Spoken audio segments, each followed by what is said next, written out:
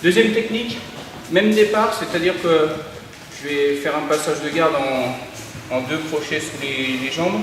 Sauf que cette fois-ci, au lieu de mettre la pression sur le col et avec mes hanches, là je vais le faire rouler sur son épaule et je vais récupérer son dos. Donc je vous montre. Donc encore une fois, je viens appuyer dans ses côtes, je rentre mon genou sur son coccyx, j'ouvre.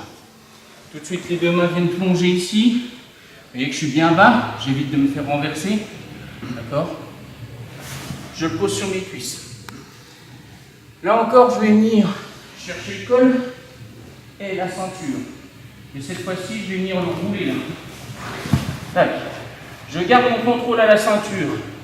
Je tourne du côté opposé à cette main. Ici.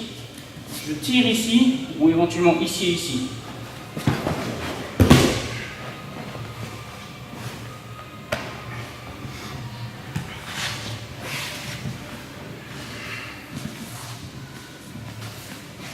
Je vais le faire à une vitesse un tout petit peu plus rapide pour voir l'enchaînement.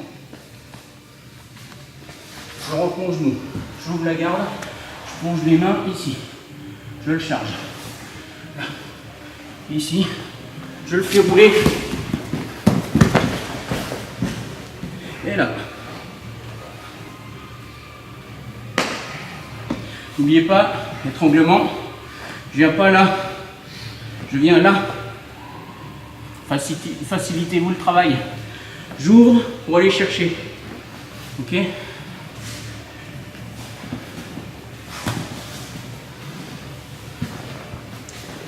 Pourquoi c'est intéressant cette technique? C'est que souvent, lorsque je fais rouler l'adversaire, ici, il s'attend à ce que je le contrôle ici, sur le côté.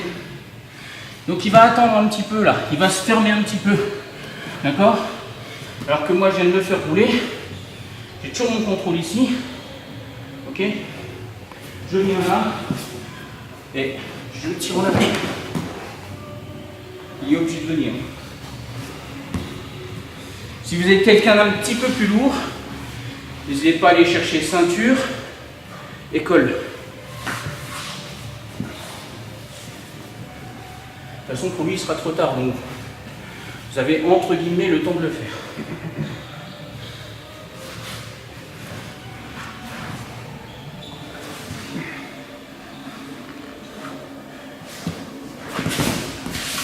Oui, j'ai le temps. Il ne vient pas. Je récupère le col. Ok? Je le tiens toujours, pas qu'il se baffe.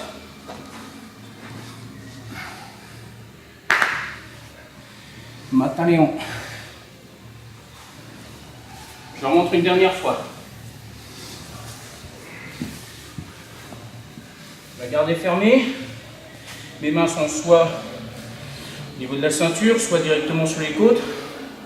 Si vous avez quelqu'un d'un peu plus grand que vous et qu'une fois là, vous n'arrivez pas, vous n'y arrivez pas. Pas grave, vous revenez là, vous venez chercher le pantalon et vous enfoncez dans les hanches. Et là, ça passe mieux. Ok? Mais vous enfoncez, vous ne faites pas ça. Hein. Vous venez là planter dedans. Et tout de suite les deux. Jamais l'une après l'autre. Hein. Là, les triangles, ça y va. Ici. Je le charge, très important. Pour avoir ses hanches près des miennes. Super important, vous verrez pourquoi après, dans la dernière technique. Ici. Là, je le suis avec mes hanches. Vous voyez, pour le faire rouler. Je ne me contente pas, bien Didier, je ne me contente pas de faire ça. Là, c'est mes bras qui bougent. Là, je travaille en force. Alors que là, c'est mes hanches qui travaillent. C'est mon déplacement qui fait qu'il vient avec moi. Pensez tout de suite au crochet.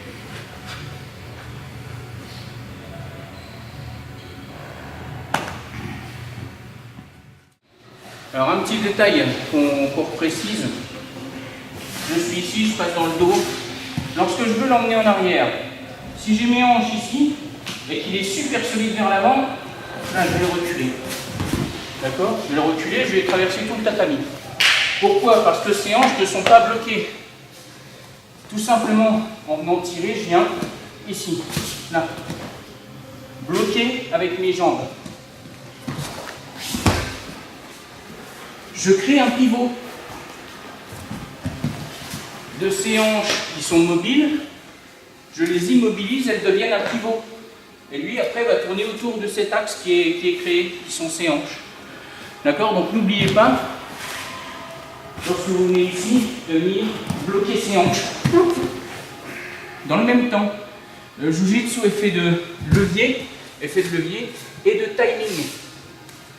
Ce sont les deux choses les plus importantes en Jiu-Jitsu. Si vous n'avez pas ça, vous travaillez en force. D'accord? Donc ce petit détail qu'on saisit. Bloquer ses hanches pour créer l'effet de levier. Sinon, vous travaillez uniquement en timing et en force. D'accord? Le but étant de travailler en timing et en effet de levier. Ok? Voilà.